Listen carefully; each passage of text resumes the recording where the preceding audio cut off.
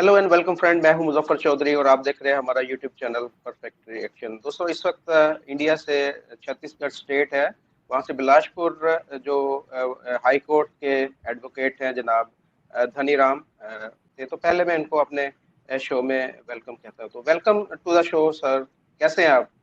सब बढ़िया चौधरी साहब, नमस्कार। आपने नमस्ते मुझे नमस्ते। आपके चैनल में आमंत्रित किया, उसके लिए आपको थैंक यू।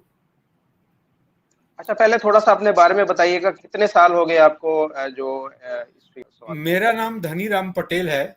मैं छत्तीसगढ़ हाई कोर्ट बिलासपुर में पिछले 22 साल से वकालत कर रहा हूँ। हैं? बहुत बढ़िया सर। अच्छा सर, आज हम आपसे जानेंगे कि पाकिस्तान जो इंडिया के रिलेशन है उनमें बेहतरी क्यों नहीं आ रही। 75 साल हो गए, हमारे दोनों मुल्कों के ताल्लुकात जो है कभी भी इस तरह बेहतर नहीं हो सके। देखिए, इंडिया के ताल्लुकात बाकी तमाम ममालिक के साथ बेहतर है। जैसे आपके साथ हमसाया मुल्क नेपाल है, भूटान है, श्रीलंका है, बांग्लादेश है, उन सब के साथ आपके ताल्लुकात बेहतर हैं।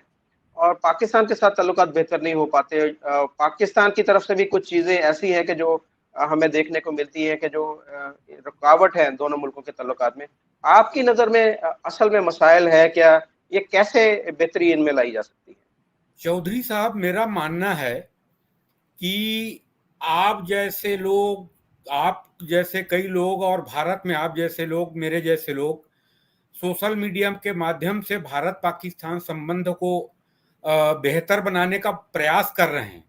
लेकिन मेरा मानना है चौधरी साहब, जब तक जैसे आपके जो पाकिस्तान है वहाँ के जो कॉन्स्टिट्यूशनल और एजुकेशनल इंस्टीट्यूशनल में जो खामियां हैं, जो भारत के बारे में बताया जाता है, उसको उसमें जब तक पाकिस्तान के लोगों में अवेयरनेस नहीं आएगा, इसके बारे में सही तथ्य रखा नहीं जाएगा, तब तक मैं मानता हूं कि सुधार नहीं होगा। जैसे आपके पाकिस्तान में कई यूट्यूबर हैं, कई सोशल मीडिया के लोग हैं जो लाहौर में, कराची में लोगों से पूछते हैं कि भारत पाकिस्तान संबंध कैसे अच्छी होगी, क्या खामियां हैं। तो जनरली वो लोग बोल देते हैं कि हम तो अच्छा संबंध चाहते हैं और हमारा रिलेशन अच्छी होनी चाहिए, भारत से ट्रेड भी होनी चाहिए। लेकिन जो कॉन्स्टिट्यूशनल और इंस्टीट्यूशनल जो प्रॉब्लम है, उसको जब तक रीएड्रेस नहीं करेंगे, लोगों के सामने में हिस्टोरिकल फैक्ट को नहीं बताएंगे, तब तक भारत के लोगों का मानना है, भारत के थिंक टैंक का मानना है कि भारत पाकिस्तान के संबंध सुधार नहीं हो सकता। मैं एक उदाहरण दूंगा आपको कि मेरा छोटा सा स्टेट है जिसकी 2.5-3 करोड़ पॉपुलेशन है, छत्तीसगढ़। सर, यहाँ मुसलमानों की पॉपुलेशन है 1.8%। जैसे आपके पाकिस्तान में कहा जाता है कि मुसलमानों के साथ अन्याय होता है, वहाँ उनको आज़ादी नहीं है, उनको तरक्की के अवसर नहीं मिलते हैं। मैं बता रहा हूँ, मेरे इंस्टीट्यूशन की बात बता रहा हूँ। यहाँ छत्तीसगढ़ में पॉपुलेशन है मुसलमानों का 1.8%, 1.8%। यहाँ अभी बार के, छत्तीसगढ़ बार के जो अध्यक्ष है वो एक मुस्लिम है। जो एजी ऑफिस है, एडवोकेट जनरल ऑफिस, वहाँ number of the government advocate हैं, डीपी एडवोकेट जनरल हैं, एडिशनल एडवोकेट जनरल हैं कई लोग।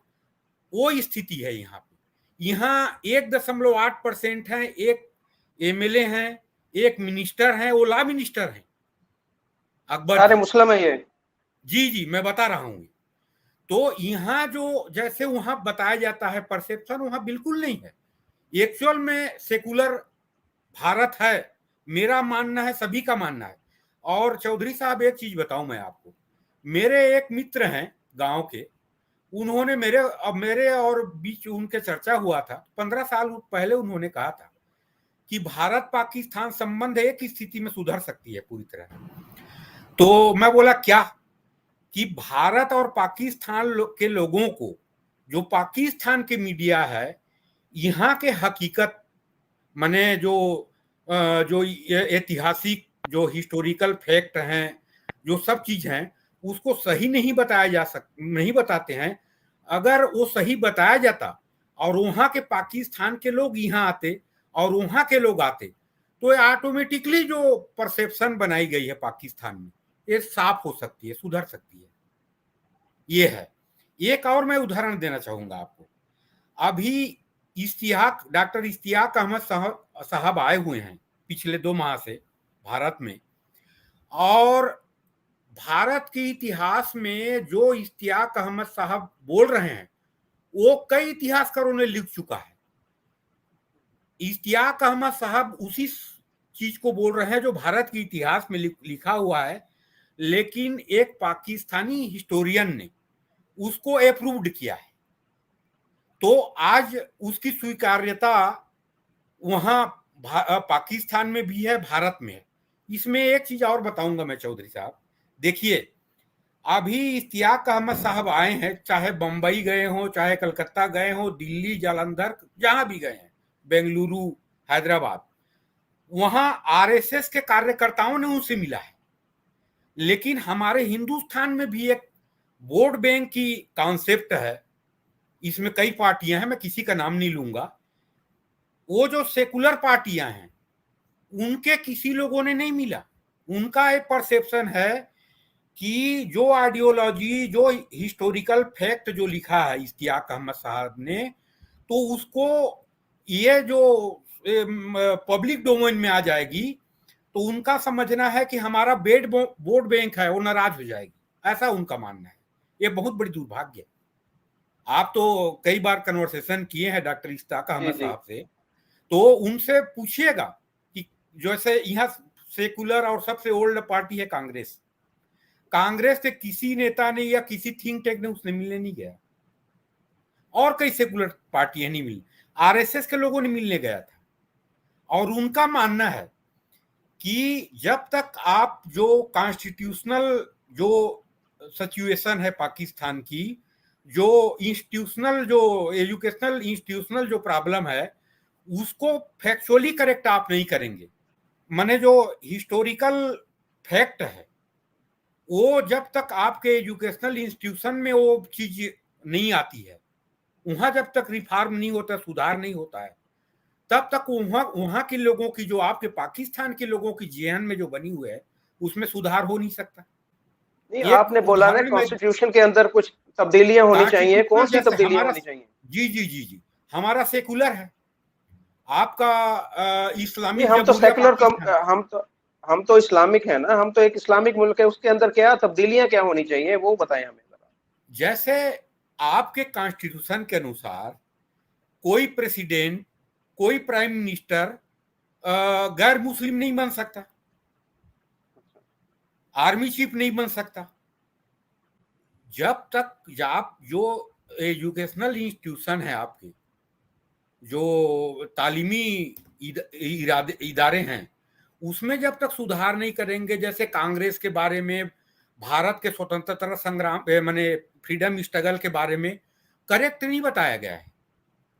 जैसे माइग्रेशन हुआ दोनों कंट्री से, तो यहाँ कितना माइग्रेशन हुआ, वहां से कितने लोग आए, जैसे आपके जो माने पाकिस्तान है, उसमें जो 1915 अगस्त 1947 की स्थिति में मैं जो सेंसस है, जो जनगणना है, उसके आधार पे बता रहा हूं, हिंदू कम्युनिटी और सिख कम्युनिटी मिला के 28% थे, पंजाब सब में मिला देंगे टोटल तो। और जो बांग्लादेश है, ईस्ट पाकिस्तान था, वहां 32% थे हिंदू। तो ये बताया नहीं जाता। जैसे मैं एक उदाहरण दूं, जो 15 अगस्त 1947 की स्थिति में भारत में मुसलमानों का जो पॉपुलेशन है, विभाजन के बाद जो फर्स्ट जो सेंसस हुआ, जनगणना हुआ, जिसको जनगणना बोलते हैं, उसमें आपके 8.5% मुसलमान थे, आज लगभग 19% हो चुके हैं अभी।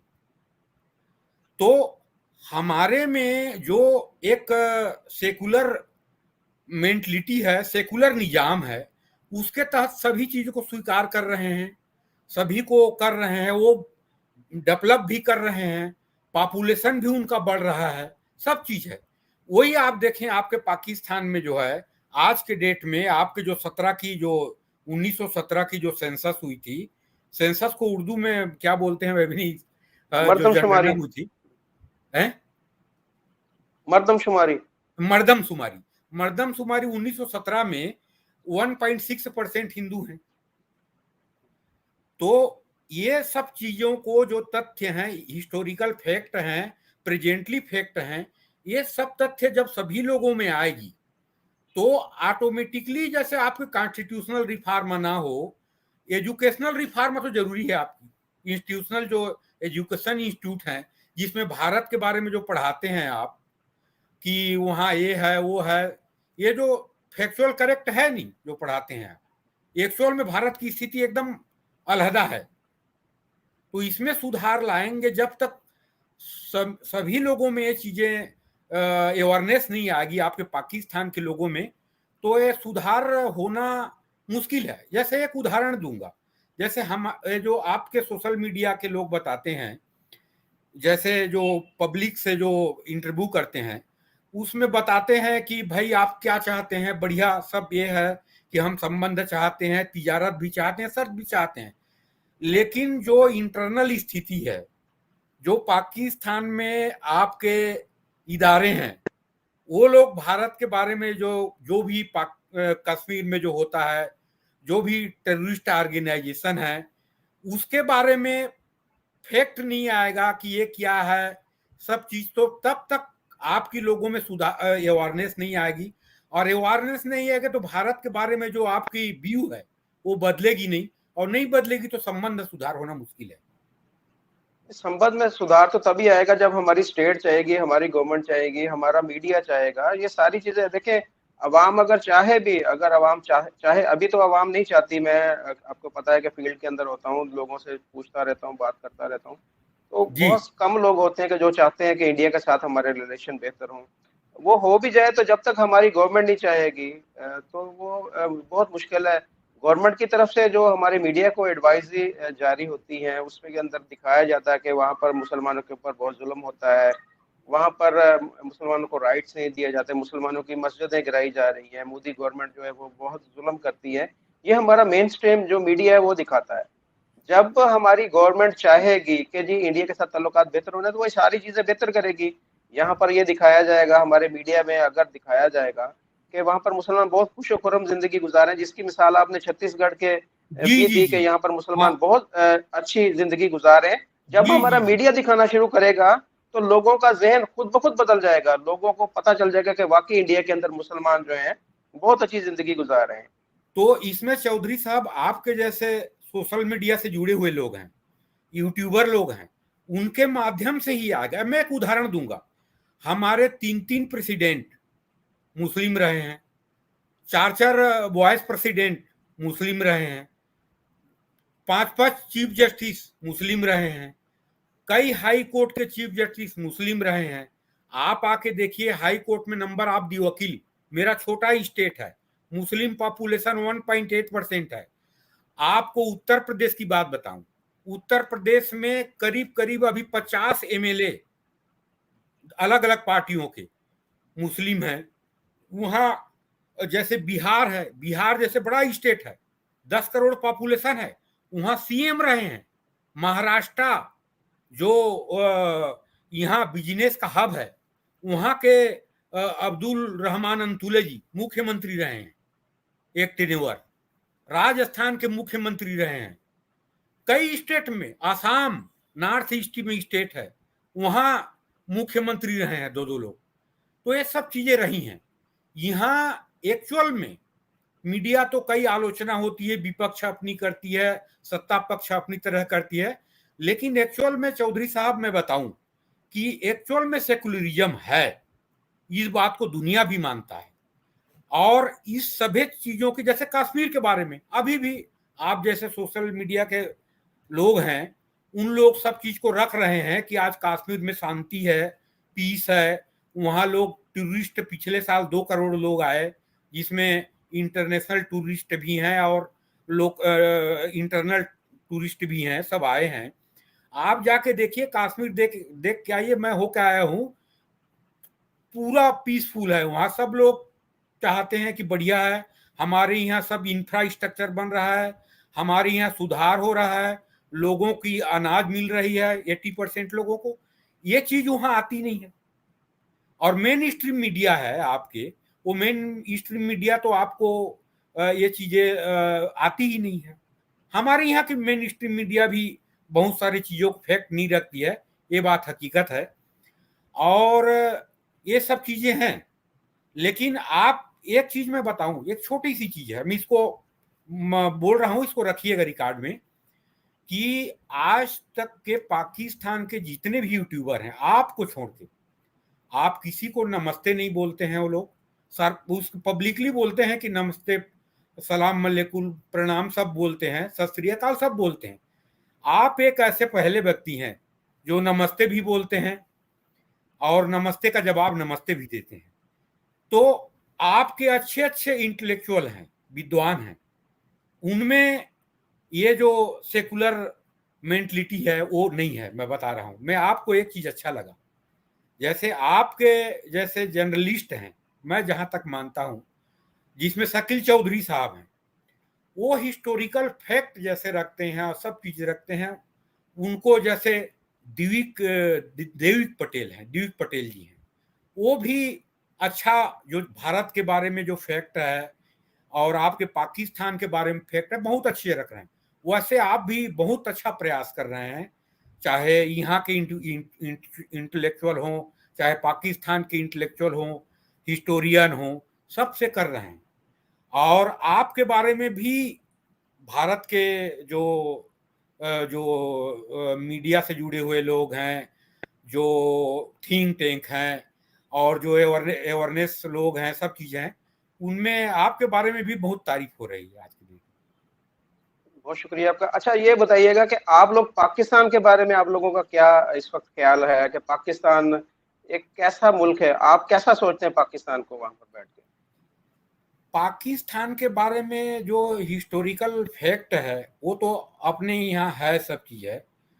लेकिन मैं मानता हूँ कि आज के डेट में जो एजुकेटेड सोसाइटी है, चाहे लाहौर के हो, चाहे गुजरावाला के हो, चाहे कराची के हो, चाहे आपकी इस्लामाबाद के हो, तो उन लोगों में जो अवेयरनेस आ रहा है, जो फैक्ट, जो रियल फैक्ट है हिंदुस्तान की, हिस्टोरिकल फैक्ट है, आ रहा है, तो धीरे धीरे सुधार होगा। मैं उम्मीद करता हूँ, मैं उम्मीद करता हूँ, यहाँ के लोग भी उम्मीद करते हैं। और आपको एक चीज बता दूं, ये जो हिस्टोरिकल फैक्ट और पाकिस्तान के जो थिंक टैंक हैं और जो आपके इदारे हैं, उनके बारे में हिंदुस्तान के 80% लोग समझ ही नहीं पाते। आपको बता दूं रियल में, यहाँ लोग एजुकेशन में लगे हुए हैं, यहाँ लोग टेक्निकल एजुकेशन में लगे हुए हैं, अपने मुल्क के प्रगति में लगे हुए हैं, सब ये चीज लगे हुए हैं, वो जाते नहीं है। बहुत सारे लोग बोलते हैं कि संबंध अच्छी हो जाना चाहिए और वो हो जाएगा, उम्मीद में है, सब ऐसे मानते हैं। लेकिन जो आपकी यहाँ के जो है एजुकेशनल इंस्टीट्यूट में कॉन्स्टिट्यूशनली जो है फैक्ट, उसको जब तक सुधार नहीं करेंगे तो यहाँ संबंध सुधार होना अभी थोड़े से मुश्किल है। अच्छा यहाँ पर आप कैसे देख रहे हैं, इंडिया ने जो तरक्की की है पिछले कुछ अरसे के अंदर, दुनिया की इतनी बड़ी ताकत बन चुका है। मोदी जी ने बोला कि आइंदा कुछ सालों में तीसरी बड़ी ताकत बन जाएगा इकोनॉमी के अंदर। जी जी उसमें जी। आप कैसे देख रहे हैं मोदी जी का रोल और बाकी जमातों का रोल कैसे देख रहे हैं? देखिए, मैं एज ए लायर, हिंदुस्तान के इकोनॉमी डेवलपमेंट में जो मोदी जी का भूमिका है, उनका जो विजन है, जैसे उनके कई हैं, जैसे इंफ्रास्ट्रक्चर में रिफॉर्म किया उन्होंने, यहाँ का एक्सपोर्ट में उन्होंने इन्फॉर्म किया, यहाँ के जो सोलर एनर्जी है उसके बारे में जो इंटरनेशनल ऑर्गेनाइजेशन बनाया, उनका व्यू 5 साल 50 साल आगे की है। और जो उनका जो सुधार की जो है, जो योजना है, प्लानिंग है, वो अब पब्लिकली दिख रही है, हिंदुस्तान में दिख रही है। और उन्होंने जैसे ई गवर्नेंस में सुधार किया, बैंक को सब डिजिटलाइज किया, सब चीज किया। और जो इनकी अनाज की स्कीम है गरीबों के लिए, जो 82 करोड़ लोगों को फ्री में अनाज दिया जा रहा है यहाँ, और आपके जो माइनॉरिटीज लोग हैं उनमें जो स्कॉलरशिप है, एजुकेशन रिफॉर्म है, उनकी जो विजन है वो उसके रिजल्ट अब दिख रहे हैं। और जो भारत के एक्सपोर्ट था, जो जब वो सत्ता में आए 2014 में, वो 300 250 बिलियन डॉलर की थी। आज लगभग 750 800 बिलियन डॉलर की एक्सपोर्ट हो गई है। इंटरनल जो प्रोडक्ट है वो सब चीजें आ रही हैं। चीन में हम लोग डिपेंडेंट थे छोटे छोटे चीजों में, कई चीजों में, वो हमारी यहाँ फैक्ट्रियां लग रही हैं, यही प्रोडक्ट हो रहा है। बहुत सारे इंटरनेशनल कंपनियां हैं, जैसे एप्पल है, फॉक्सकॉन है, और कई चीजें हैं जैसे सैमसंग है, उनके कई फैक्ट्रियां लगी हैं मोबाइल के। आज सेकंड नंबर की लार्जेस्ट मोबाइल एक्सपोर्टर बन गई है इंडिया। तो उनके जो विजन है, उनके जो प्लानिंग है, उसका रिजल्ट मिल रहा है। और मैं मानता हूं कि अगले 5 साल 10 साल रह जाएंगे तो आप जो बोलते रहते हैं कि थर्ड लार्जेस्ट इकोनॉमी, मेरे ख्याल से चौधरी साहब 2027 तक श्योर थर्ड लार्जेस्ट इकोनॉमी। और न्यूयॉर्क टाइम्स ने पिछले दिन लिखा है कि 21st sanctuary is Indian era. जैसे 19th सेंचुरी ब्रिटेन का एरा था और 20th सेंचुरी जो था अमेरिका का था, ये आएगा। और मैं चाहता हूं कि आप लोग भी शामिल हो, आप लोग अलग नहीं हैं। मैं भी वो किसान हूं, पटेल हूं आपके जैसे। आप चौधरी हैं ना, आप जाट होंगे, और आप भी जाट ही हैं, मेरे को मालूम है।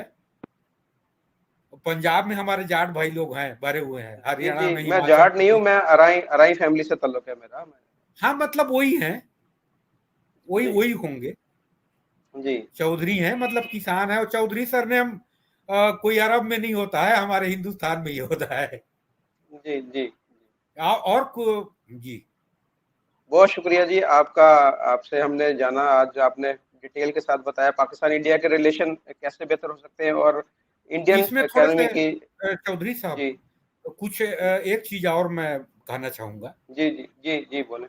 हिस्टोरिकल फैक्ट के बारे में मैं कुछ कहना चाहूंगा, उसको जी जी उचित बोले। समझेंगे तो रखेंगे। बोल।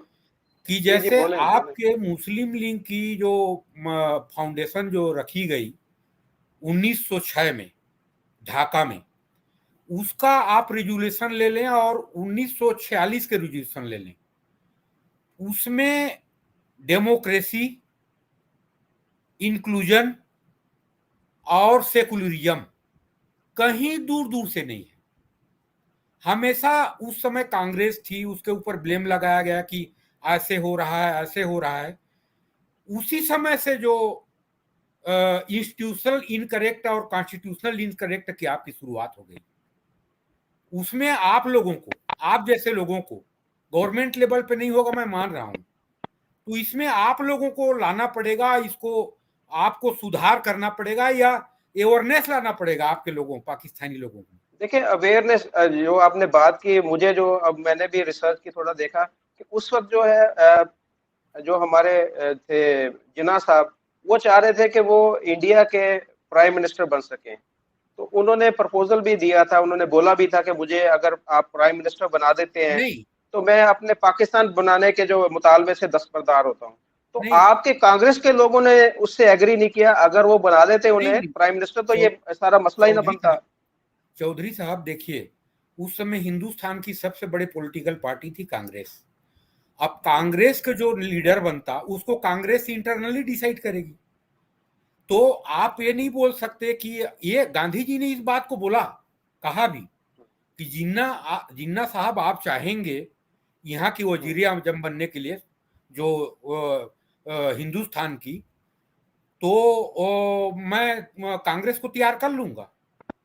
एक लेकिन ये गांधी जी की प्रपोज। बात मानी नहीं किसी ने, गांधी जी की बात ही नहीं मानी नहीं किसी ने। नहीं, तो जिन्ना जी ने भी उसमें तो डिनाई कर दिया, कहाँ बोला कि मैं प्रधानमंत्री बनूंगा तो मैंने अलग नहीं करूंगा, उन्होंने कहा था। नहीं, उनके बारे में है कि वो एग्री थे, वो एग्री थे कि उन्हें अगर हिंदुस्तान का बनाया जाएगा प्राइम मिनिस्टर तो वो एग्री थे। लेकिन नहीं कांग्रेस की तरफ से कुछ उन्हें चौधरी पॉजिटिव साहब, रिस्पांस नहीं मिला। हिस्टोरिकली फैक्ट नहीं है ये। हिस्टोरिकली फैक्ट ये चीज नहीं है। ऐसे ये कहा जाता है कि ऐसा महात्मा गांधी जी ने बोला वो है, वो मिलने गए लास्ट में, आखिरी जो देखिए उनसे गांधी मुलाकात। जी के बारे में ये है कि वो नहीं चाहते थे कि बंटवारा हो, उन्होंने ये भी बोला कि मेरी लाश के ऊपर से गुजरकर पाकिस्तान वो बनेगा। तो स्पष्ट लेकिन स्पष्ट। उसके अंदर नेहरू नेहरू साहब जो हैं वो कहते हैं कि वो भी ये चाहते थे कि जिन्ना साहब को जो इंडिया है उसके अंदर कोई इस तरह का रोल ना मिले। सॉरी, चौधरी साहब देखिए, इंटरिम गवर्नमेंट बनी थी जो 46 में, तो इंटरिम गवर्नमेंट का जो पांच महीना का अनुभव था, आपके लियाकत अली खान साहब उस समय फाइनेंस मिनिस्टर थे, तो पटेल साहब ने देखा कि कोई भी उनका एक प्यून के अपॉइंटमेंट का प्रपोजल जाता था, उसको वो रोक देते थे, बीटो कर देते थे। तो सरदार पटेल साहब ने सोचा कि हम चल नहीं पाएंगे। 5 महीना का जो अनुभव था, उसमें पटेल साहब ये डिसाइड कर लिए कि हम संयुक्त रूप से मुस्लिम लीग के साथ नहीं चल पाएंगे। फिर उन्होंने और कांग्रेस ने कि विभाजन के रास्ते में चलने लगा और स्वीकार किया, और कांग्रेस ने रिजोल्यूशन भी लाया कि हम विभाजन कर लेते हैं करके। तो ये जो संयुक्त रूप से चलने की या ज्वाइंटली रहने की मुस्लिम लीग ने तो फाइनली 44-41 में डिसाइड कर ही लिया था, हमारा अंतिम गोल है पाकिस्तान करके। वो तो ऐसी कैबिनेट मिशन योजना के तहत जिन्ना साहब ने चलो बोला कि ज्यादा करेंगे तो ब्रिटिश गवर्नमेंट भी हमारे अगेंस्ट हो सकती है, तो चलो शामिल हो जाए इंटरिम गवर्नमेंट में करके शामिल हुआ था। वो उसी समय वो बोलते थे, वो रिजोल्यूशन भी है मुस्लिम लीग की कि हमारा अंतिम गोल पाकिस्तान है, पाकिस्तान लेके रहेंगे।